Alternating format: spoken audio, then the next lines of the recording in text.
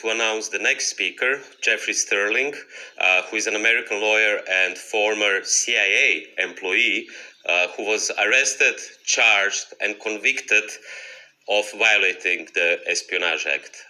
Please, Jeffrey, join the stage.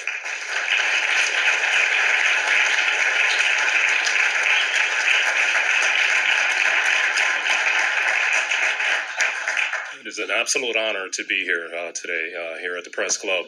Years ago, my wife spoke on my behalf about the injustice that happened to me.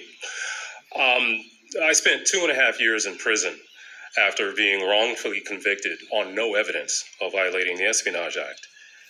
It was a travesty of a trial.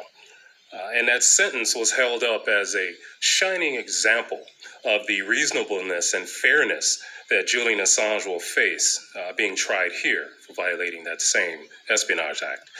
I remain sickened to this day that my persecution was held up as the benchmark of what Julian Assange is going to face in trial here. Of course, the benchmarks they did not talk about include my experience fighting against the Espionage Act, a biased criminal justice system, and the realities of being behind bars here in the United States. I can tell you that any claims of fair or humane treatment in store for Julian Assange here within our criminal justice system and prisons were outright lies. But I would like to focus on the law that Julian Assange has supposedly violated. First and foremost, it is virtually impossible to defend against the Espionage Act. Truth is no defense. In fact, any defense related to truth will be prohibited. In addition, he won't have access to any of the so-called evidence used against him. And to make it even more difficult, the government doesn't have to show any harm. It is a law and prosecution in which the government says what it wants. It's a because we say so law, not to be questioned, not to be challenged. The trial will be nothing more than an affirmation and continuation of the character assassination that the government has launched against Julian Assange from the moment that he spoke up. But what are we really talking about here? I mean, what is this law, the Espionage Act, that he's accused of violating and that I was accused of violating? We're led to believe that Julian and other whistleblowers are threats to the national security of this country, hence being charged with violating the Espionage Act. But I'm living proof of what national security actually means here in the United States. Here's a real benchmark they don't tell you about. In my example, I sued the CIA for racial discrimination because they said I was too big and black to serve my country. According to the government in that instance, and upheld by the same courts that they're intending to try Julian Assange, was that a black man fighting for his constitutional rights is a threat to national security. Not a surprise, really. One of the original and enduring threats to the national security of this country is and has always been African Americans. And to punish me as an African American for having the audacity to sue the CIA, I was falsely accused of and put on trial for violating the Espionage Act, and by default, our national security. The only evidence needed to convict me was the color of my skin. Julian won't be afforded any so-called constitutional rights that I had. What chance is he going to have to fight against these charges of violating the Espionage Act? Now, when I think about how national security dictated that I can be blatantly discriminated against, it painfully reminds me of the horrors of slavery and the laws that were designed to preserve it.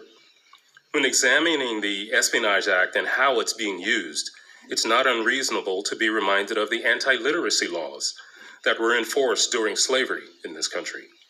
Those laws were used to prevent educating slaves because of the fear that an educated slave population would threaten the nation's security. Keeping us uneducated and ignorant was a tenet of national security then, and we see the same thing with how the Espionage Act is being used now against whistleblowers and against Julian Assange. Truly, the more things change, the more they stay the same.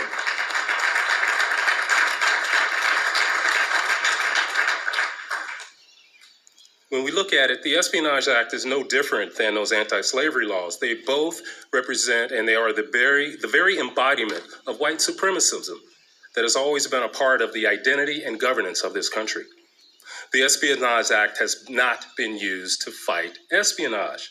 It's being used against whistleblowers and Julian Assange to keep the subjugated ignorant of its wrongdoings and illegalities in order to maintain its hold on authority, all in the name of national security.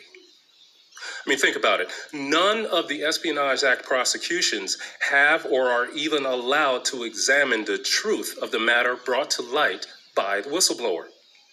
The focus is always only on what was done for the sake of education and accountability. The white slave owners knew the truth. An educated slave won't be a slave for long. That is what this Espionage Act is about. What this endless persecution of Assange and whistleblowers everywhere has always been about, all in the name, again, of national security. And thanks to complicity like from the United Kingdom, who has been all too willing to serve Julian up to the US, that same ideology is expanding beyond the bounds of slavery and fomenting racial discord in this country to reach perceived threats anywhere under perfidious claims of national security. I think it compelling that this tribunal is happening the same week that the nation celebrates the life and work of Dr. Martin Luther King Jr. When he said in the letter from a Birmingham jail that one has a moral responsibility to disobey unjust laws, he was talking about laws like the Espionage Act.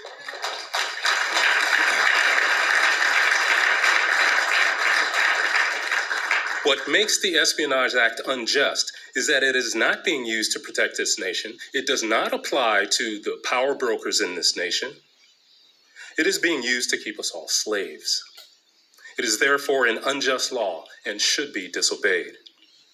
The most immediate and meaningful way this wrongful law can be disobeyed is by the release of Julian Assange.